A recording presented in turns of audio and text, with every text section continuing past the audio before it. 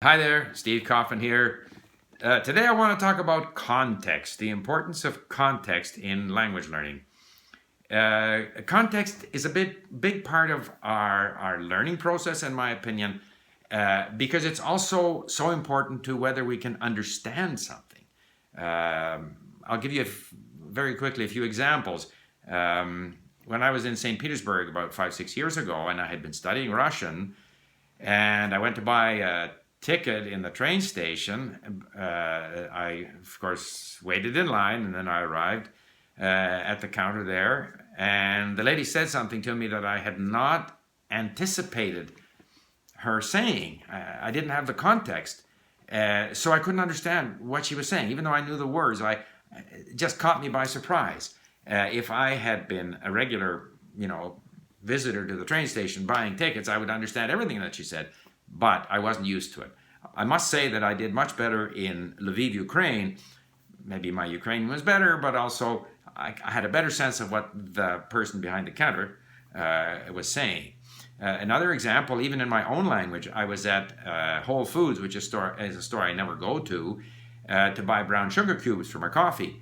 And I didn't know that at Whole Foods, when you check out at the cash register, they ask you, and if you have your own bag, like I bring my own shopping bag, they ask you if you want 10 cents off your purchase or whether you want to contribute to a charity.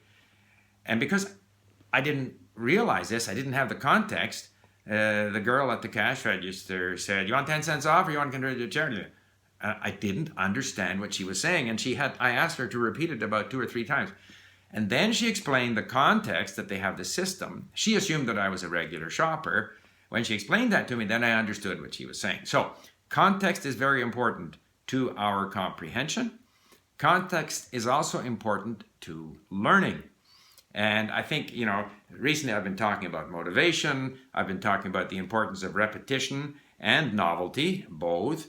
I've been talking about the importance of having, simple tasks that you can just do without worrying about how you're doing.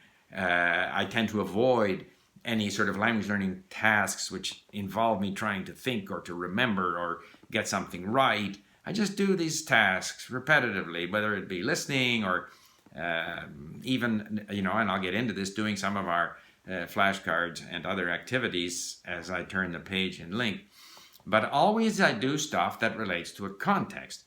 And that is why, for example, I found the Asimil book for Arabic, which I was persuaded to buy when I was in Bratislava by a person who works for the German Asimil, and he said this was the best book. And in fact, someone here at YouTube suggested the same. But what I found in there is that as they introduce the language and introduce a lot of explanation and stuff, it's always based on sort of one simple, sentence. The man went in the house. The boy wrote. The man sat down. Which there's no context. So I find it very tough sledding, as we say, very hard to continue in that book. So I really have not spent any time with the Asimil book. Whereas when I do our mini stories, now people are going to criticize me, slamming Asimil, promoting LingQ. I'm sorry, that's what I do. I do what I think works for me. So the mini stories, that's a context. Now, it's not totally exciting content like Stephen Krashen talks about, compelling content. I still find that at the beginning stage, we kind of have to deal with a context that is still a context. There's a little mini story there. It's meaningful to me because I'm trying to understand it, and I'm trying to understand it when I hear it, so that it's a challenge for me to do that. So to that extent, it is a context and it's meaningful, but it's not something that is tremendously exciting. It's not like reading about the history, say, of, Syria or something in Arabic, which hopefully one day I'll be able to do. So context is how I like to learn. And I think it's, I don't worry. I don't worry about what I remember, don't remember, as long as I stay in the context. And I think our brains work that way. We need that context. Another example, I was driving this morning in the fog here in Vancouver, and all of a sudden I wasn't so certain about where I should turn. Because normally when there's no fog, I get all these hints from trees and buildings and stuff, so automatically I know where to go. When a lot of that sort of surrounding context is taken away, then it's more difficult. So I think the words that come together with other words are very useful context for our comprehension. And so I think it's quite legitimate to do most of our learning in some kind of a meaningful context. So, for example, in my Arabic learning, and I should say it's why I'm talking so much about my Arabic learning is that, in learning other languages, Slavic languages, Romance languages, obviously I have an advantage because I have learned other Slavic or Romance languages.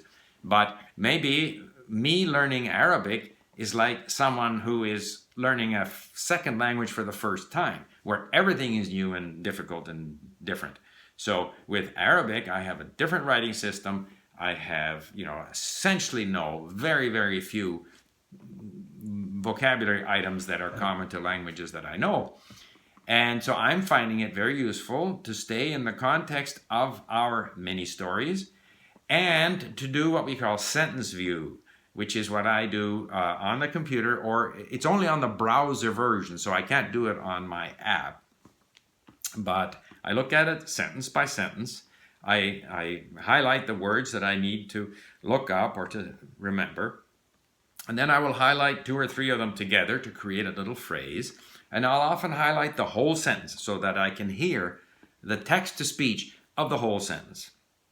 So I can hear the text-to-speech of the individual word, of a short phrase, and of the whole sentence.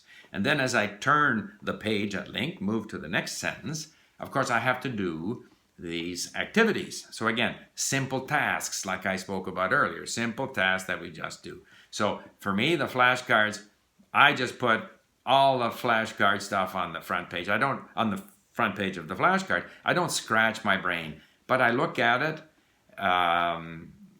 listen to the text-to-speech. Sometimes there's 5 different activities. You can change the settings.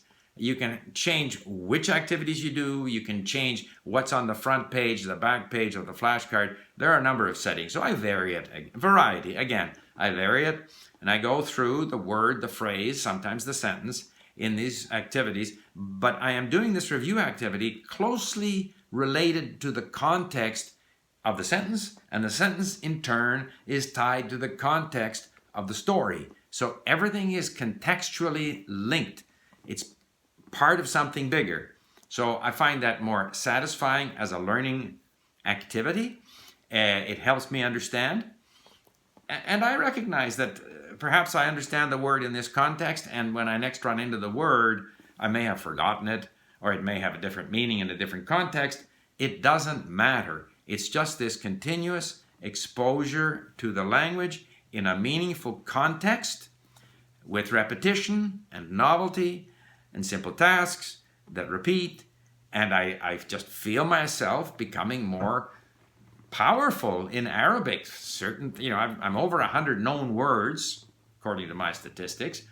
There's probably more than that, but I'm a bit reluctant to move them there just yet. Some of the stuff that I saw in my little Arabic grammar that I have leafed through a couple of times, I'm starting to pick up on those, whether it's the verb, whether it's a he or a she or a I or a you, and some of the endings of the nouns, depending on whether it's my book or something. I'm starting to see, or a book, the book, I'm starting to see these things.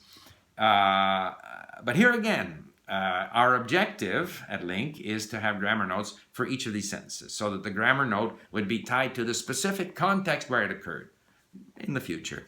We're also planning to make it possible to basically have the natural voice sound attached to that sentence. So those are some of the things that we want to introduce. But in the meantime, even as it is, I find it very useful. It is sort of a context-based learning activity, and I am enjoying my Arabic, and I feel that I'm making progress. And I think, at least for me, and I can't speak for everyone, at least for me, learning in a meaningful context is very important. So, thank you for listening, and I look forward to your comments. Bye for now.